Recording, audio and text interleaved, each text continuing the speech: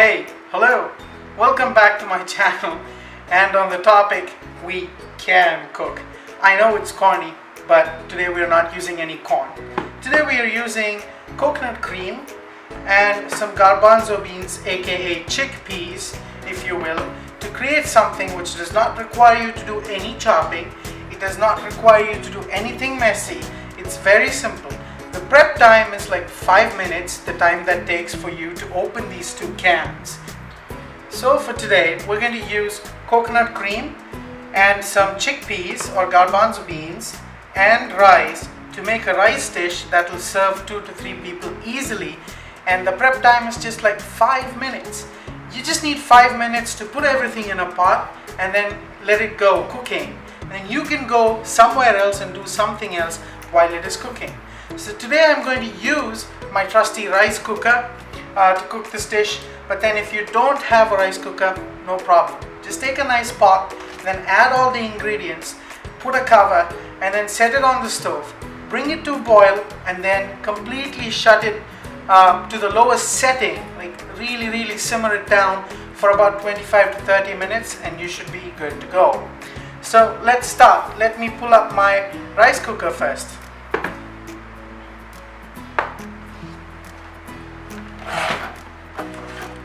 Okay, so here I have my rice cooker.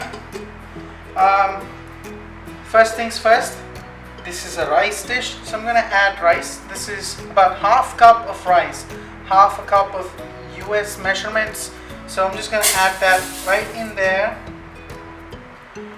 And then I'm going to add an entire can of chickpeas which is being drained. No liquids, just drain all the liquid and then pour the entire can of chickpeas in this. Now you might wonder if this is a rice dish with chickpeas or a chickpea dish with rice. I like both of them, so it's up to you. If you don't like chickpeas that much, you could substitute with just peas, or you could add half chickpeas and half just peas, and that will give you a pop of color, right? You could also at this point add any kind of frozen vegetables or canned vegetables that you like. The next thing is of course the coconut, right? While cooking rice, it's nice to make sure that it's half coconut cream and half water, because coconut cream is really fatty and the rice wouldn't cook that well and it'll be really mushy. So I'm going to use half of all my liquids as water, which I have measured here, to which I'm going to add some coconut cream. So for half a cup of rice, that is the Indian variety that I have used, it takes about 1 and 1 1/4 cup of liquid to cook it. So I have 1 1/4 cup of liquid here, half of which is water and half of which is coconut cream. But if you happen to have handy a can of light coconut milk or just coconut milk, then go ahead and use all the liquid as coconut milk itself. You don't need to dilute the cream. So I'm just going to add all of that in there. That's good. And then I'm going to add salt and spices. So again, it's up to you if you want to be a sea creature or a river creature or a creature that lives in land that eats some salt. But make sure that you add enough salt so that when you taste the broth before it is cooked, make sure you mix it first. After you have added the salt, you mix it thoroughly like that. Then you take a little bit. It has to be a little salty than it should be. That is the right amount of salt, because when the rice cooks, then it will balance everything out. So my salting is perfect. Then I'm going to add garlic powder. You could add minced garlic, but then it's messy, you have to mince it. Or if you can find minced garlic, just go ahead and add fresh minced garlic. Today I'm just going to add some garlic powder. I like garlic, as I've told you before. And then comes chili flakes or crushed red pepper. Fancy, right? This is also up to your taste. If you like it spicy, add more. There's a difference between paprika and crushed red pepper. Crushed red pepper is a little bit more spicy, especially if you have the seeds in it. So you have to be really wary about adding chili flakes or crushed red pepper. I like it spicy, and the coconut milk tends to tone down the spice, so I'm going to add about a little over 1 teaspoon. And then we shall give it another mixy mix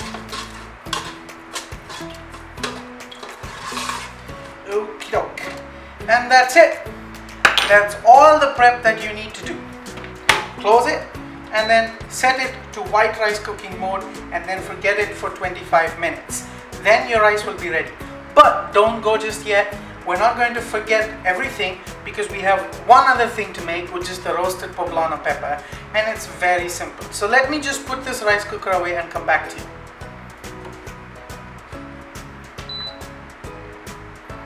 Okay, the rice is now steaming away. It's going to take another 20 to 25 minutes to get that ready.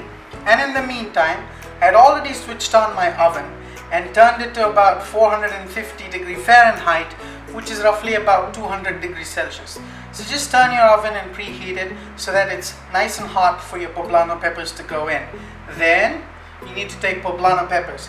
These look big, but the one thing about peppers and chili is that the bigger they look, the less spicy they are in general, okay? So poblano peppers are really mild peppers, so I like them. They have a nice chili flavor without the punching heat, and they complement really well this coconut milk rice that I have developed.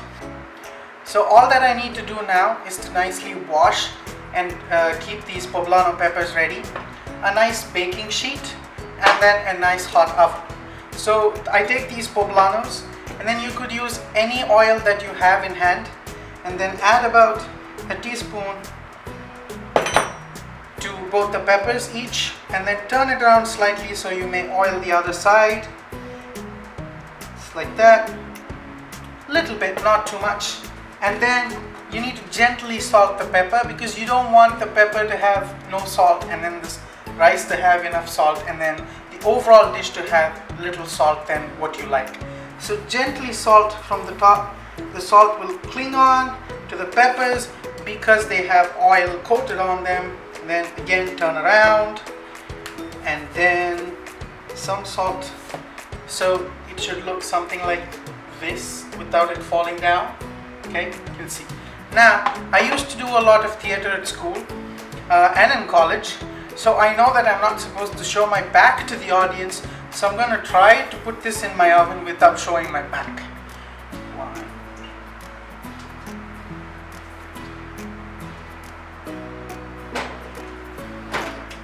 Hot.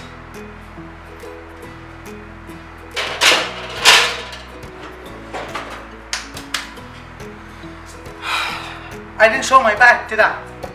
Well, that's it. Now we have to wait.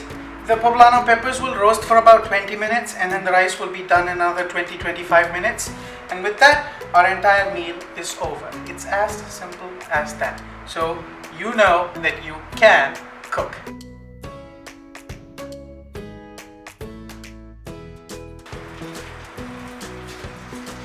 So it's been about 5 minutes since I put the peppers inside. And because the oven was really hot, it started sizzling away right away as soon as I threw it in.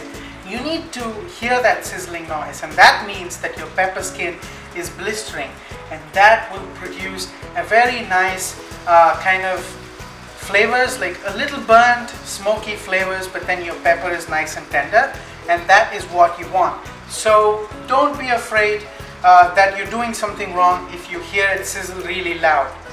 If I'm really quiet, you might be able to hear it, but I don't know. But it is sizzling, take my word for it.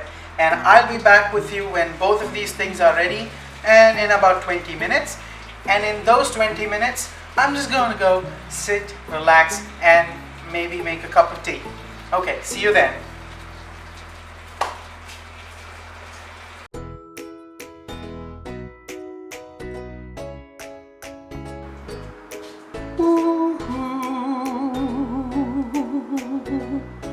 Those are the peppers. Okay, they're pretty hot. I'll set them here. I'm gonna get a plate. Okay. Oh, the rice is steaming.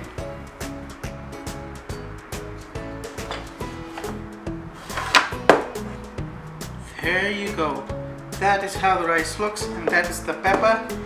Green, red, white, cream. Oh my god.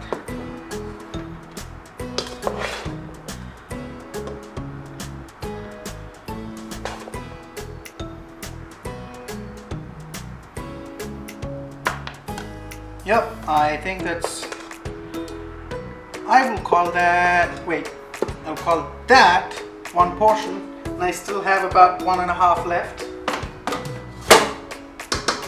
Set that aside, and then carefully, okay, this is still pretty hot. Carefully take a poblano. The top would come off, so be careful about it. Ta-da! That is the coconut milk / coconut cream flavored rice with garbanzo beans, aka chickpeas, with a roasted poblano pepper, and that is absolutely delicious. You know when I say that because I have, made this so many times, and I hope that you will enjoy, and you will also make it and enjoy it. Bye. It's time to eat.